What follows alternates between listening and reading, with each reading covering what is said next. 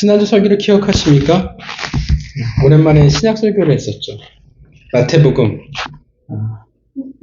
우리가 너무나 잘 알고 있는 본문이었고 찬양으로 있었던 본문이었고 밭에 숨기운 보화였고 값진 진주의 두 비유였습니다. 이 두 비유 모두 다 뭘 이야기하고 있냐면 하나님의 나라가 어떠한 곳인지에 대한 예수님의 설명이었습니다. 자, 다시 한번 말씀드리지만 우리가 천국을 오해하면 안 되는 게 파라다이스라는 저급한 개념으로 죽어서 가는 곳이라는 것으로 우리가 천국을 인식하면 안 됩니다. 그래서 어떤 일이 벌어지냐면 오늘 우리가 살아가는 하나님의 백성으로 살아가는 삶 속에 하나님의 통치가 하나님의 나라가 우리 가운데 없다라는 거예요. 왜냐하면 우리는 죽어서 가는 곳이라 생각하기 때문에 그래요. 오늘의 삶 속에 그것이 중요하지 않습니다. 천국은 죽어서 가는 것을 말하는 게 아니라 하나님의 통치를 말합니다. 그러니까 오늘 우리의 삶 속에 뭐가 있어야 돼요? 그래서 하나님의 통치가 있어야 돼요. 하나님의 나라가 우리의 삶 가운데 임해야 한다라는 것입니다. 그 다음에 우리가 마태복음의 그 두 비유가 하나님의 나라의 어떤 면에 대해서 하나님의 나라의 어떤 것에 대해서 말씀하고 있었냐 하면 가치였어요. 자, 어느 정도로 하나님의 나라가 천국의 가치를 가지고 있냐 하면 어떻게 해요? 내 인생을 모두 맞바꿔 버릴 만큼의 가치를 가지고 있다라는 겁니다. 사실 맞바꾼다라는 것은 어떻게 해요? 사실은 더 큰 가치를 가지고 있다라는 거예요. 동의하십니까? 근데 하나님의 나라가 내 삶보다 내 인생보다 더 큰 가치를 가지고 있어요. 그게 어떻게 증명이 되냐면 내 삶을 내려놓을 수 있을 때예요. 내 꿈을 내려놓을 수 있을 때 그게 증명이 되었어요. 그래야 비로소 내가 더 큰 가치를 만났다라는 소유했다라는 이야기가 되어진다라는 겁니다. 중요한 것은 성경이 말했던 것은 발견하는 것도 중요하지 않고 아는 것도 중요하지 않아요. 더 중요한 건 뭐냐면 소유하는 거예요. 내가 가지는 게 중요하다라는 것입니다. 근데 문제는 뭐가 있냐면 천국은 얼마만큼 대단한 가치를 가지고 있는지 우리는 다 잘 알아요. 하나님을 믿는데 천국에 대해서 가볍게 말하는 사람은 없어요. 근데 중요한 건 뭐냐면 소유한 사람은 적어요. 소유하기 때문에 내 인생을 맞바꾼 사람은 찾아보기가 쉽지는 않다라는 것입니다. 그 가치를 알고 내 삶을 내어놓을 때, 소유할 때 우리는 비로소 뭘 경험한다고 얘기해요, 성경은? 그때 너희가 하나님의 통치를 경험하게 될 거야. 너희가 하나님의 나라를 너희 삶 가운데 만나게 될 거야 라고, 너희가 비로소 천국을 누리며 살 거야 라고 말하고 있다라는 겁니다. 그때 우리의 삶 속에서 뭐가 보여지기 시작하냐면 하나님의 나라가 보여지기 시작하는 겁니다. 천국은 무엇보다도 큰 가치를 가지고 있기에 내 모든 것과 맞바꿀 만하다고 성경은 말합니다. 그 가치를 누리시는 소유하신 한 주가 되셨기를 바랍니다. 자, 이럴 때는 아멘이 커야 되는데 서로 물어볼까요? 천국을 잘 소유하고 계십니까?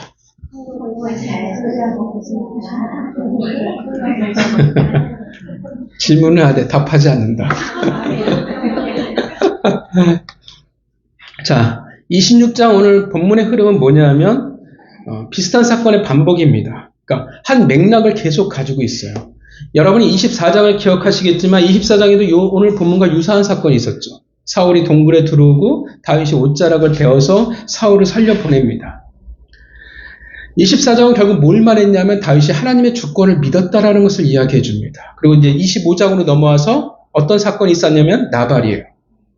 그 나발을 통해서도 뭘 경험합니까? 다윗이 하나님의 주권을 경험해요. 아, 하나님이 하시는구나. 그래서 아비가일을 통해서 경험합니다. 그리고 오늘 본문 26장이 되어집니다.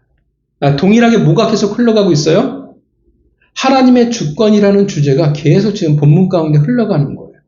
지금 하나님이 다윗을 훈련시키는데 주제가 뭐냐 하면 제목이 하나님의 주권입니다.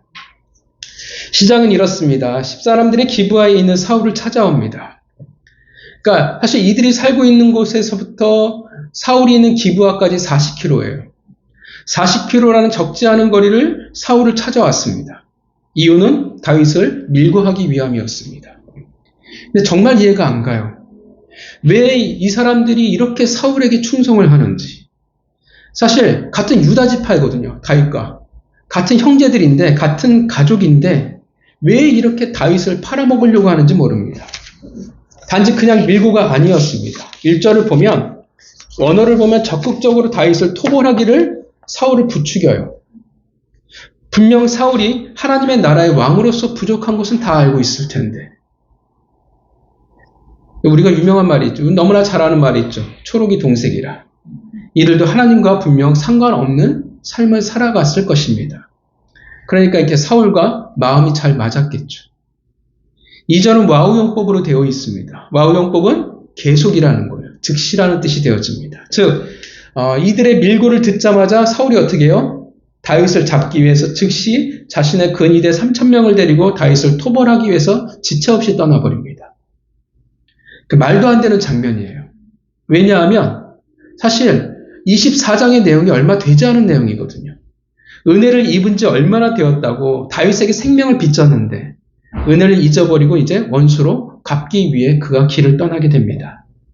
2절을 보면 찾으려고라는 말이 있어요. 이 찾으려고라는 원어를 보면 심혈을 기울여 찾다라는 의미를 가집니다. 그러니까 사울의 각오예요. 철저하게 심혈을 기울여서 반드시 다윗을 죽이겠다라는 사울의 각오입니다. 우리가 말하는 소위 검은 머리 짐승이라고 말할 수 있겠죠. 3절에 사울은 길가에 진을 칩니다. 그러니까 사울은 지금 뭘 기억하냐면 24장을 너무 잘 기억해요. 그 실패를. 그러니까 먼저 번과 같은 실수를 하지 않겠다라는 의지입니다. 저번에 실패는 뭐가 있었냐면 진이 없어서 동굴에 들어가 버렸어요. 그리고 어떻게 해요? 동굴이니까 오픈된 곳이 아니니까 얼마든지 다윗이 숨어 있을 수 있었습니다. 이제 길가 오픈된 곳에 어떻게 해요? 진을 만들어 버립니다. 안전한 곳에서 장기전을 대비합니다. 다윗이 이 소식을 들었고 그래서 다윗은 정탐꾼을 보내서 사울이 왔다라는 것을 확인합니다. 그리고 본인이 직접 사울의 진을 정찰하게 됩니다. 사울과 군사령관 아브넬의 장막의 위치를 확인을 합니다. 아브넬은 사울과 사촌지간이며 사울의 군대를 총괄하는 자였습니다. 사울이 진을 친 곳을 봤는데 먼저 실수를 반복하지 않으려는 사울의 노력을 보게 됩니다. 자신의 안전을 위해서 어떻게 해요? 본인은 진영 한가운데 위치하고 그의 군대가 그를 둘러싸고 있는 모습입니다. 철통 같은 보호예요. 그때는 어떻게 해요? 사울이 홀로 어떻게 해요? 동굴에 떨어져 나왔었잖아요. 그때 다윗에게 죽을 뻔했다라는 거죠. 6절 다윗은 정찰을 마치고 한 가지 결심을 하게 됩니다. 그래서 그와 함께 있던 용사들에게 말합니다. 햇사람 아히멜렉과 스루야의 아들 요압의 아우 아비새에게 묻습니다. 햇사람이라는 것은 아히멜렉이 원래 이스라엘 사람이 아니라는 사실을 우리에게 말해줍니다. 히타이트 족속이라고 하죠. 역사적으로는. 자, 가나안 족속 중에 한 명이었고 아마 언젠진 모르지만 그 족속이 이스라엘에게 흡수당한 걸로 보여집니다. 그리고 유명한 햇사람이 한 명 더 있죠. 아주 유명한 사람입니다. 그쵸? 우리야. 우리야도 햇사람이었습니다. 이스라엘 사람이 원래는 아니에요. 스루야의 아들 아비새는 누구냐 하면 다윗의 조카입니다. 스루야가 다윗의 누이예요. 누이 이름입니다. 아마도 누나일 거라고 생각을 하죠. 왜냐하면 이때 다윗의 나이가 20대니까. 조카인데 같이 싸우고 전쟁 나갈 수는 없잖아요. 그러니까 나이 차가 얼마 나지 않는 조카라고 생각이 됩니다. 그녀는 요압, 아비새, 아사엘이란 3형제를 낳았죠. 다 셋 다 유명한 용사들이었습니다. 이 중 요압은 다윗의 군대 장관이 되었으며 솔로몬 때 반역에 대한 대가로 제거를 당하게 됩니다. 아사엘은 사울의 군대 장관이었던 아브넬에게 전투 중에 죽임을 당하게 됩니다. 자, 이 두 사람에게 뭘 말하냐 하면 사울에게 가자고 말합니다. 잠입을 하겠다라는 뜻이죠. 아히멜렉의 반응이 없는 걸로 봐서는 아마 그는 가지 않았던 것으로 보여집니다. 반면 아비새는 다윗의 말에 따릅니다. 대단한 사람들이에요. 3,000명의 정예병이 있는 곳으로 잠입을 하겠다라는 겁니다. 굉장한 배짱들이죠. 대단한 용사들이라고 말할 수 있습니다. 우리가 늘 스파이 영화를 보듯이 불가능할 것 같은 임무였는데 놀랍게도 그들은 어둠을 틈타 잠입을 하는데 성공합니다. 진 한가운데 있는 사울의 장막에 그들이 들어갔어요. 들어가 보니 7절 사울이 뭐하고 있었냐면 잠들었고 그 머리 곁에 땅에는 창이 꽂혀 있었습니다. 이때 아비새가 말하죠. 하나님이 오늘 당신의 원수를 당신의 손에 넘기셨습니다. 사실 어떻게 보면 아비새의 말이 훨씬 더 맞고 설득력 있어 보여요. 말도 안 되는 상황이 벌어졌고 기회가 왔기 때문에, 더군다나 처음에 사울을 살려보냈잖아요. 기회를 줬었는데 이제 그 은혜를 어떻게 해요? 원수로 되갖고 있잖아요. 괘씸하지 않겠습니까? 이제 사울은 사실 할 말이 없는 거예요. 그 기회, 그 은혜를 걷어차버렸으니까. 당연히 열받을 수밖에 없습니다. 그래서 8절 청하온데 내가 창으로 그를 찔러 죽이겠습니다. 다윗의 손을, 당신의 손을 더럽힐 필요 없이, 왜냐하면 기름 부음 받은 자를 죽일 수 없다고 계속 얘기하니까 내 손으로 죽이겠습니다. 다윗이 주저하니까 두 번 찌를 필요 없이 한 방으로 보내겠다라고 아주 강한 의지를 아비새가 보입니다. 굉장히 적극적이에요. 그러자 다윗도 그전과 달리 적극적으로 아비새를 막습니다. 11절 이유는 같죠. 기름 부음을 받은 자를 치는 것은 여호와께서 금하셨기 때문이라 말합니다. 또다시 사울을 살리고 대신 창과 물병만을 가지고 나옵니다. 재미있는 거는 11절에는 뭐라고 말하냐면 너는 그의 머리 곁에 있는 창과 물병만을 가지고 가자 하고 말해요. 그 말은 아비새에게 창과 물병을 가지고 나와라고 얘기한 건데 12절에 정작 어떻게 해요? 다윗이 사울의 머리 곁에 있는 창과 물병을 가지고 나갔습니다. 그러니까 시키긴 누굴 시켰어요? 아비새. 근데 누가 가지고 와요? 다윗이 물병과 창을 가지고 옵니다. 왜 그럴까요? 왜 그럴까요? 상식적으로 생각할 때 아비새를 믿을 수가 없는 거예요. 그러니까 아비새가 어떤 상태예요? 다윗의 말을 수긍한 상태가 아니에요. 그래서 어떻게 해요? 창을 맡기면 어떤 짓을 저지를지 모르니까 다윗이 그냥 가지고 나와버립니다. 그만큼 아비새는 지금 적극적으로 사울을 죽이기를 원하고 있다는 거죠. 다윗의 말을 듣지 않을 만큼. 창과 물병에 어떤 특별한 의미를 부여하는 분들도 계시는데 어떤 분들은 물병은 생명을 상징한다라고 말씀하시는 분도 있는데 굳이 그렇게 생각할 필요는 저는 없다라고 생각을 합니다. 창은 상징적인 의미는 있죠. 왜냐하면 창은 사울이 항상 다윗을 죽이려고 했던 무기였고 그 무기가 다윗 손에 넘어갔다라는 것은 어떤 상징적인 의미를 가질 수도 있기 때문에 그럴 수도 있습니다. 그러나 창과 물병은 가장 큰 의미는 사실 사울이 항상 사용하는 물건들이라는 거예요. 그것이 없어지면 어떻게 해요? 당장 없어진 것을 알 수밖에 없는 물건들이에요. 기껏 다윗이 가지고 나갔는데 사울이 없어진 줄 알 수가 없다고 하면 아무 의미가 없잖아요. 그런데 12절에 성경은 놀라운 정보를 갑자기 말해줍니다. 어떻게 다윗과 아비새가 성공적으로 잠입을 할 수 있었냐 하면 뭐라고 말합니까? 12절에 여호와께서 같이 읽어볼까요? 26장 12절 읽겠습니다. 시작. 다윗이 사울의 머리 곁에서 창과 물병을 가지고 떠나가되 아무도 보거나 눈치채지 못하고 깨어있는 사람도 없었으니 이는 여호와께서 그들을 깊이 잠들게 하셨으므로 그들이 다 잠들어 있었기 때문이었더라. 자, 왜 성공할 수 있었습니까? 여호와께서 그들을 깊이 잠들게 하셨기 때문에 그렇다라고 말합니다. 여기서 잠들다는 우리가 생각하는 잘 잤어, 깊이 잠들었어의 의미가 아닙니다. 창세기에 보면 이 말이 언제 사용되어지냐면 아담의 갈빗대를 통해 하와를 만드시는 장면이 있습니다. 창세기 2장 21절에 그때 아담을 하나님이 깊이 잠들게 하셨다라고 표현을 합니다. 그 깊이 잠들게 하였다라는 말과 같은데 이런 느낌이에요. 여러분 수면 내시경 해보셨죠? 항상 하시면서 간호사가 뭐라고 말해요? 숫자를 3가지인가 5가지인가 세보세요라고 말을 해요. 근데 제 기억에 2가지밖에 세한 기억이 없어요. 어떻게 해요? 그리고 바로 죽은 자와 같이 잠들어 버립니다. 그냥 그런 상태인 거예요. 지금 어떤 상태예요? 완전히 다 거의 마취를 당한 죽은 것 같이 잠들어 버린 상태라는 겁니다. 그렇게 하나님이 개입하셨어요. 자, 이게 오늘 본문의 내용입니다. 오늘 본문은 우리에게 무엇을 말씀하고 있을까요? 여러분, 왜 다윗이 사울이 있는 곳으로 갔을까요? 굳이 무엇을 위해서 그 위험을 무릅쓰고 사울의 그 진영에 잠입을 했을까요? 사실 굉장히 말도 안 되는 장면이거든요. 물론 우리가 영화를 찍을 때 보면 굉장히 극적인 연출이 필요한 가능한 장면이긴 하겠지만 하나님이 도우시지 않았다면 가능하지 않은 일입니다. 왜 그런 위험한 일을 다윗이 무릅썼을까요? 상식선에서 생각해 본다면 굳이 다윗이 스스로 위험을 그게 스스로 자초하지 않았을 거라 생각을 합니다. 왜냐하면 지금까지 다윗은 그런 장면을 우리에게 보여준 적이 없어요. 영웅놀이를 하는 것도 아니고 그렇다면 한 가지 생각해 볼 수 있는 것은 다윗은 사울의 진영에 잠입할 수밖에 없는 상황이 되었다라는 겁니다. 그 말은 뭐냐면 다윗이 생각하기에 이 상황을 추격을 벗어날 길이 이제 없다라는 겁니다. 사울이 이끌고 있는 3,000명의 정예병들 그들이 전투력도 대단했을 것이고 기동력도 대단했을 것입니다. 반면 다윗은 움직이는 게 쉽지 않아요.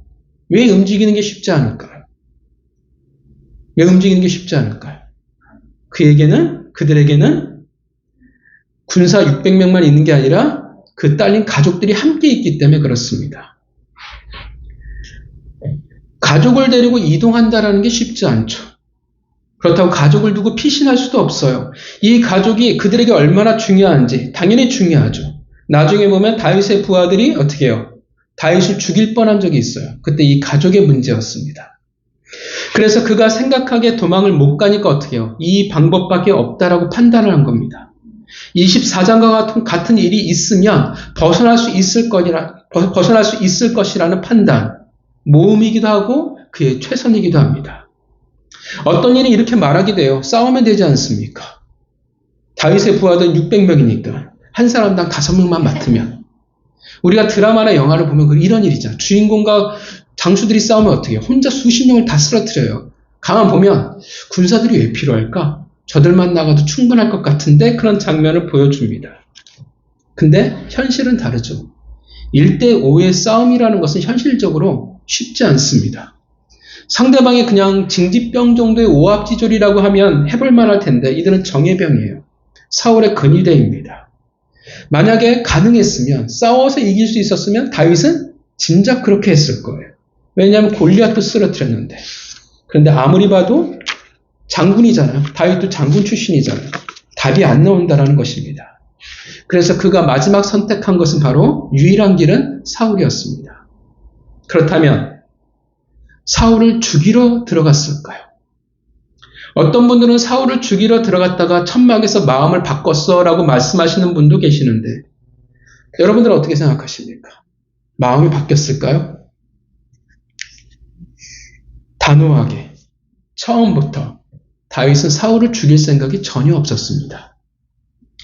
죽이러 간다는 것 자체가 흐름상 말이 안 되거든요. 24장에서도 사울을 죽이지 않고 옷자락만 베어냈습니다. 왜냐하면 기름 부음을 받은 자였기 때문에 다윗은 하나님의 주권을 믿었어요. 하나님이 하실 것을 믿었다라는 것입니다. 물론 인간이기 때문에 흔들리죠. 그게 25장이에요. 흔들렸지만 하나님이 다윗에게 무엇을 보여줬어요? 다윗이 직접 자신의 손으로 나발을 죽이러 갈 때 한 여인 아비가일을 통해서 하나님을 기억나게 하였고 주권 아래 모든 것을 맡기게 했습니다. 그러다 놀라운 일이 벌어졌죠. 하나님이 나발을 쳐서 나발이 죽었습니다. 무엇을 배웠어요? 아, 틀리지 않았구나. 내가 아니라 하나님이 하시는구나를 다윗이 배웠습니다. 24장에서 믿고 믿음대로 행하였을 뿐인데 25장에서는 그것이 맞다라는 것을 하나님이 보여주셨습니다. 더군다나 여러분, 다윗이 사울의 진영에서 잠입하면서 뭘 봤겠어요? 뭘 보겠습니까? 하나님이 군사들을 재우셨잖아요. 다들 천막에 들어가서 얌전히 자고 있었을까요? 여러분 어떻게 생각하세요? 하나님이 갑자기 일시에 그들을 재우신 거예요. 그죠? 그럼 어떻게 되겠어요? 어떤 상황이겠어요? 진 곳곳에 어떻게 해요? 그냥 널브러져 있는 상황인 거예요. 한 명도 깨어있지 않고 다 정예병들인데 아주 들어가는 것조차 알지 못하고 널브러져 있는 거예요. 곳곳에 쓰러져 잠들어 있습니다. 말이 안 되잖아요. 상식적으로. 우리가 군대를 다녀와서 알지만 군대는 항상 어떻게 해요? 어느 곳을 가든 경계를 서는 사람이 항상 있어요. 무조건 경계를 씁니다. 행군을 해서 지쳐있든 유격을 띠든 항상 누군가는 보초를 서 있게 돼 있어요. 근데 그 정예병들이 다 이상한 모습으로 깊이 잠들어 있다니. 습격을 당할까봐 사울이 그렇게 신경을 썼는데 말이 안 되잖아요. 그때 다윗이 뭘 알았겠습니까? 아, 하나님이 개입하셨구나. 하나님이 하셨구나. 하나님이 지금 나를 이끄시는구나라는 그가 알았을 거라는 겁니다. 그런데 그것을 알았는데 텐트에 들어와서 이제 그 사울을 죽일까 말까 고민하게 되지 않는다라는 거예요. 말이 되지 않는다라는 것입니다. 처음부터 다윗은 사울을 죽이러 들어간 것이 아니라 24장에서와 같은 상황을 지금 만들려고 하고 있다라는 겁니다. 사울의 목숨을 살려서 그들에게 기회를 지금 만들려고 한다라는 거예요. 사울이 물러날 것에 희망을 걸 수 있었어요. 더군다나 하나님이 지금 개입하고 계시니까. 그래서 적극적으로 사울을 죽이려고 하는 아비새를 다윗은 적극적으로 막고 있습니다. 단호하게 막아요. 그래서 창과 물병도 본인이 가지고 나와버립니다. 자, 그렇다면 왜 하나님은 지금 이렇게 개입하고 계실까요? 왜 이렇게 개입하실까요? 그냥 사울을 못 쫓아오게 그냥 처음부터 불기둥을 막아버리지. 이렇게 개입한다라는 것은 다윗이 지금 사울의 텐트까지 들어가게 지금 하나님이 만드신 거예요. 하나님이 이렇게 하신다라는 것은 다윗이 사울을 향해 가는 것이 당신의 뜻과 맞다라는 겁니다. 합당하다라는 거예요. 그래서 지금 이끄시는 거예요. 왜 하나님이 이렇게 하고 계실까요? 우리가 오늘 본문을 보면 낯설지 않습니다. 왜 낯설지 않을까요? 왜 낯설지 않을까요? 오늘은 대답하지 않고자 하는 의지가 엿보이시네요. 왜 낯설지 않아요? 24장과 비슷해서 그래요. 그래서 어떤 신학자들은 이건 한 사건이다. 똑같은 사건을 지금 반복해서 이야기하는 것 뿐이다. 라고 이야기하시는 분도 계시지만 그만큼 유사한 면이 많습니다. 동일한, 아주 똑같지는 않아요. 그렇지만 지금 똑같은 주제를 가지고 유사한 사건이 반복되고 있는 거예요. 중요한 것은 지금 하나님이 무엇을 하고 계시냐면 말씀드렸지만 똑같은 주제를 가지고 반복하십니다. 어떤 주제예요? 어떤 똑같은 주제를 가지고 지금 반복하시는 거예요? 계속 흐름. 하나님의 주권이라는 주제를 가지고 반복하고 계신다라는 거예요.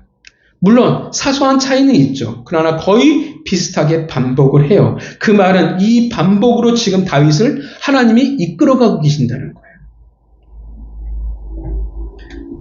그래서 어려워요. 왜 어렵냐면 똑같은 주제거든요. 똑같은 주제로 가면 24장과 똑같은 설교가 되어지기 때문에 어려워요.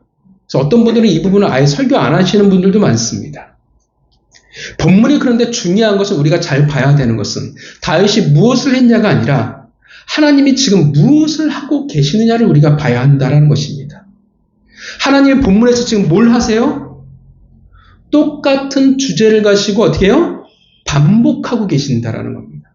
이해가 가십니까?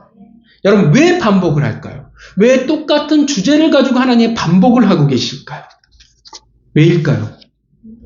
반복을 통해서 그것이 진짜인지 아닌지가 어떻게 해요? 실력이 걸러지고 증명되어지기 때문에 그렇습니다. 반복을 통해서 진짜 실력이라는 것이 무엇인지가 드러날 수밖에 없다라는 거예요.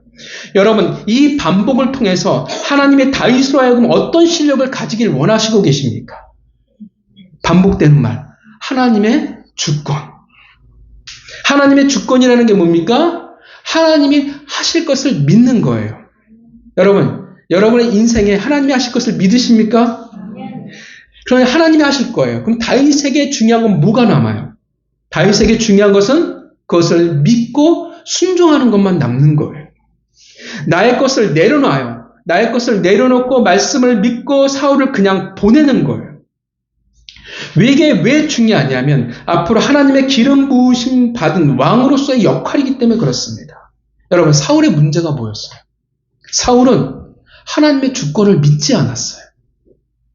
주권을 믿지 않으니까 어떤 일이 벌어져요? 여러분, 주권이라는 게 뭐로 우리 가운데 쉽게 드러나냐면 하나님의 때와 하나님의 방법으로 드러납니다. 주권을 믿지 않으니까 하나님의 때와 하나님의 방법을 신뢰하지 않아요. 그래서 사무엘을 어떻게 해요? 못 기다리라는 거예요. 이게 하나님을 잘 안 믿는 자의 특징입니다. 하나님의 때와 방법을 신뢰하지 않아요. 철저히 어떻게 해요? 내 기준, 내가 생각하는 상황과 내가 생각하는 기준으로 판단을 해버립니다. 나의 때와 나의 방법으로 선택을 해버려요. 이게 대부분 하나님을 제대로 믿지 않는 자들의 특징입니다. 주권이라는 게 참 어려워요. 주권이라는 건 사실 우리 인생 가운데 뭐와 연결되어 있을 때가 많냐면 기다림이라는 것과 연결되어 있는 게 정말 많습니다. 사울은 못 기다렸거든요. 기다리는 것 때문에 우리는 힘들어요. 그래서 사울이 실패했습니다. 그리고 그 결과를 우리가 쭉 지금 계속 봐왔던 거예요. 주권을 믿지 않는 자가 어떻게 하나님의 사람이라고 말할 수 있겠냐라는 거예요. 다윗은 기름 부으심을 받은 자요 장차 성경에서 다윗의 길을 만들어갈 자입니다. 모든 이스라엘 왕들의 모범이 될 자였고 기준이 될 사람이었습니다. 그리고 예수 그리스도를 예표하는 자가 되어집니다. 예수 그리스도가 어떤 분이셨어요? 죽기까지 순종하셨습니다. 그 하나님의 주권 아래 철저히 자신을 의탁했던 다윗은 예수 그리스도의 그림자가 되어야 할 사람입니다. 하나님의 주권을 신뢰해야만 왕으로서 목자로서의 올바른 삶을 살아갈 수 있습니다. 내 능력과 힘을 의지하는 자가 아니라 오직 하나님만을 의지하며 살아갈 수 있는 자가 될 수 있는 거예요. 주권을 믿으며 살아가는 자만이 하나님을 의지하며 살아갈 수 있습니다. 그 고백이 있는 거예요. 그런데 그 주권을 믿는다라는 것을 하나님은 지금 어떻게 훈련시키고 만들어가고 계시냐라는 겁니다. 어떻게 훈련시켜요? 어떻게 만들어가고 계십니까? 어떻게요? 반복하고 있는 거예요. 반복은 무엇을 말하냐면 훈련이에요. 훈련은 반복을 통해서, 반복은 훈련입니다. 반복을 통해서만이 자라나고 우리는 훈련되어지게 돼 있습니다. 신앙이라는 것은 우리가 쭉 우리의 뒤를 돌아보면 어떤 극적인 것을 한번 경험했다고 해서 자라나지 않습니다. 내가 죽었다가 천국을 보고 와서 신앙이 자라났다라고 말 못해요. 멋진 간증은 할 수 있겠죠. 그 간증을 통해서 돈을 벌 수도 있겠죠. 근데 저는 사실 잘 안 믿어요. 왜냐하면 죽고서 천국을 봤던 사람들 이야기를 들어보면 일치하는 게 없어요. 다 따로 해요. 왜 똑같은 걸 봤는데 왜 다 따로 얘기하는지. 그리고 거의 공통점들이 뭐냐면 물질 세계를 그대로 천국으로 가져가서 이야기를 해요. 과연 천국을 봤을까? 아니면 하나님이 어떤 환상을 보여준 게 아닐까라고 저는 생각을 합니다. 무엇을 말하면 내가 멋진 고백을 했다고 해서, 내가 멋진 것을 경험했다고 해서 그것이 내 실력이 되는 것은 결코 아니라는 겁니다. 반복이 되어져야 할 때, 반복하면서 실력은 쌓아나가는 거예요. 훈련하면 저는 군대 시절이 생각이 나요. 훈련은 반복이라는 것을 지겹게 배웠던 것이 군대입니다. 이게 군대에서 비상이 걸리잖아요. 비상이 걸리면 경험하신 분들은 알지만 그냥 단지 비상이 아니라 어떡합니까? 보병들은 군장을 꾸리고 어디 자기 역할들 하겠지만 저희 전차병들은 비상이 걸리면 승무원들이 딱 4명이에요. 전차장, 포수, 탄약수, 조종수. 그럼 각자 역할이 다 있어요. 근데 전차는 모든 게 다 무거워요. 미칠 것 같이 무거워요. 공구 가방도 한 손으로 못 들어요. 그만큼 다 무거워요.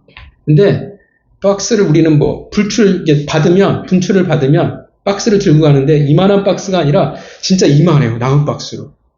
들고 가면 허리가 진짜 부러질 것 같은 무게를 들고 왔다 갔다 해야 돼요. 그러니까 4명이니까 각자 역할들이 되게 바빠요. 그것을 갔을 때, 막내였을 때 그걸 외우는 게 너무 힘든 거예요. 머리로 생각하는데 몸이 안 움직이니까. 또 끝나고 나면 내후반 청소를 해야 되잖아요.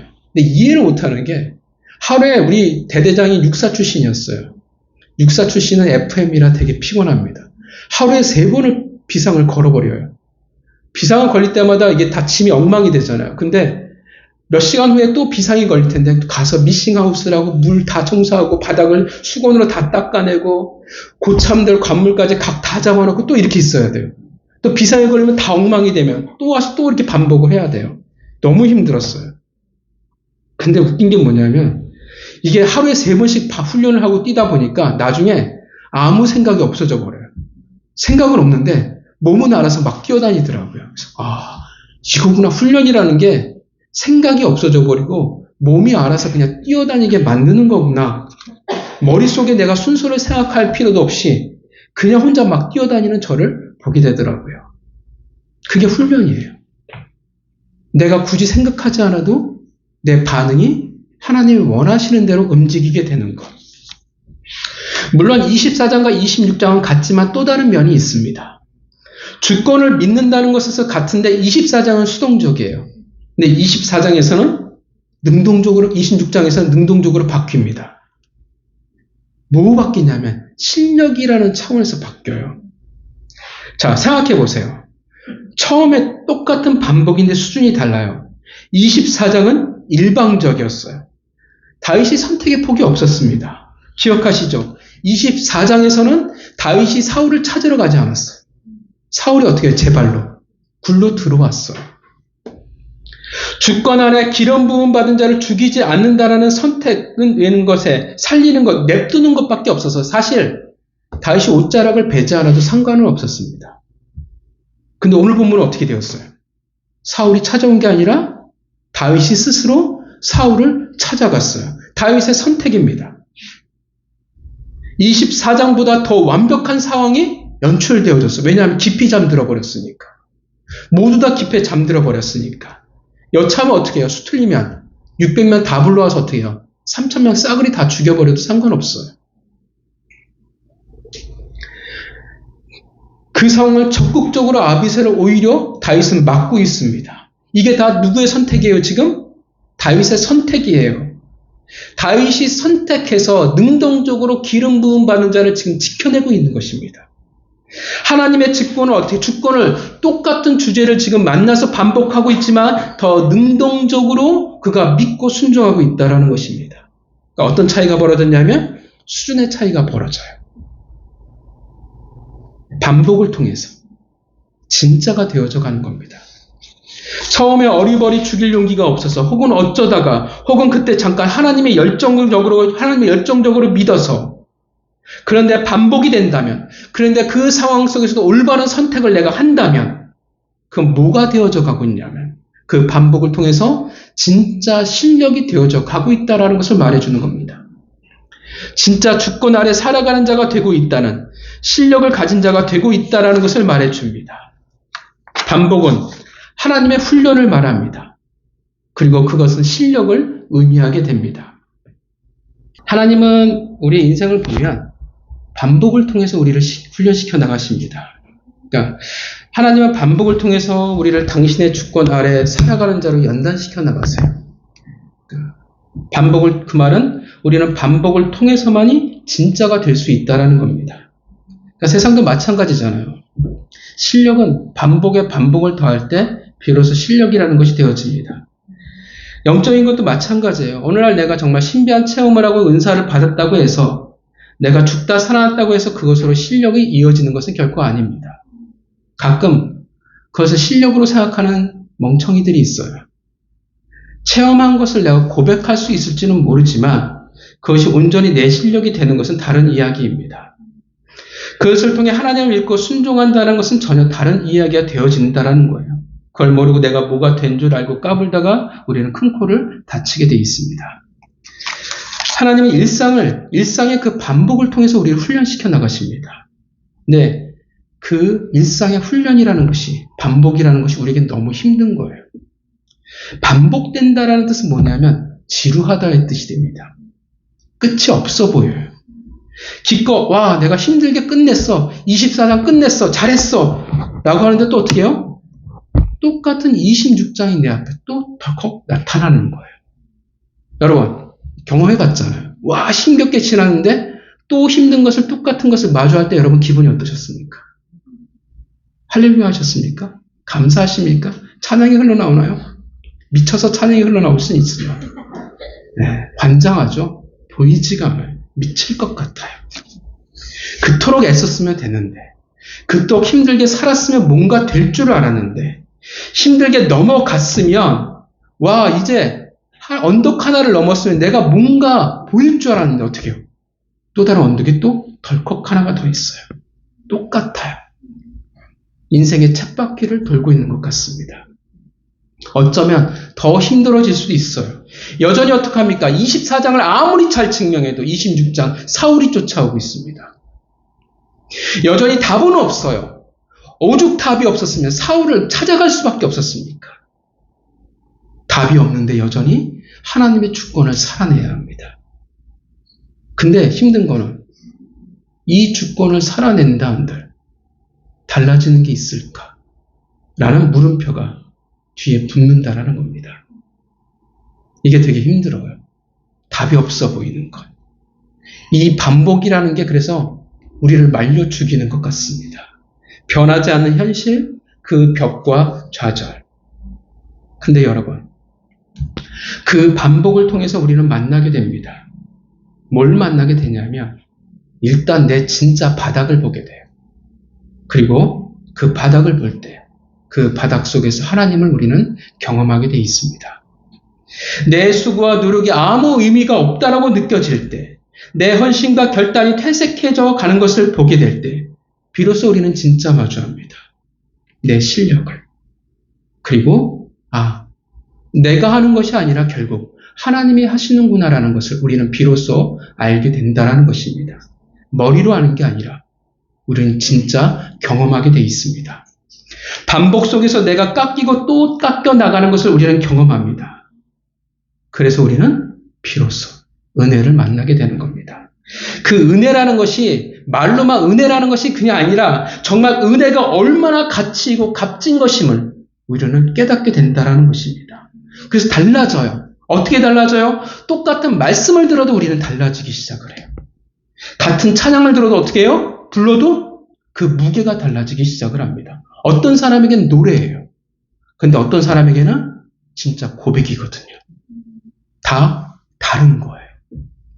여러분, 반복은요, 우리는 마치 망하는 것 같고 절망이고 퇴보인 것 같아요. 근데 여러분, 반복은 퇴보가 아닙니다. 무의미한 일상을 만들어가는 것이 아니라 하나님이 지금 나를 훈련시켜 나가고 있다는 것입니다. 물론 훈련의 차이가 있죠. 약점은 여러분, 하나님이 집요하게 또다시를 외치셔요. 약점이 해결되지 않으면 하나님 무조건 반복시켜버려요. 물론 그것도 훈련입니다. 반복을 통해서 약점을 극복하고 그리고 자라나게 돼 있습니다. 주권 아래 살아가는 실력을 우리는 가지겠죠. 그게 바로 신앙이거든요. 그런데 굳이 반복은 맞는데 굳이 더 많은 반복을 우리가 만들어낼 필요는 없다라는 것입니다. 줄일 수 있다라는 거예요. 그러나 분명한 것은 한 번의 결단과 한 번의 열정적인 기도와 한 번의 헌신으로 만들어갈 수 없다라는 거예요. 반복을 통해서만이 우리가 연단되어지고 우리는 정금과 같이 변하게 될 것입니다. 만약에 오늘 본문에 생각해 보세요. 이 주제, 하나님의 주권이라는 이 주제에 다윗이 어떻게 해요? 합격하지 못했다면 어떻게 했을까요? 그렇죠. 3번째, 4번째, 5번째. 또 다른 주권이라는 주제의 연단이, 반복이 다윗을 기다리고 있었을 것입니다. 이 반복을 통해 다윗은 하나님의 주권에 대해서 배워나갔습니다. 하나님이 하신다라는 것을 믿고 순종합니다. 물론 인간에게 그 다음 장에 또 넘어지지만 이 모든 시간을 통해서 그의 실력이 되어지고 삶이 되어집니다. 다윗은 믿었어요. 하나님이 하실 거라는 것을. 어떻게 그것을 믿고 순종할 수 있게 되었을까? 반복하는 그 시간을 겪은 이들은 가능하다라는 것입니다. 그들이 내 능력이 아니라 하나님의 능력으로 살아가는 법을 그들은 배웠기 때문에 그렇습니다. 반복은 하나님의 방법입니다. 여러분, 반복하고 계십니까? 하나님이 여러분들의 일상을 지금 반복으로 몰아넣고 계십니까? 살아가게 하고 계십니까?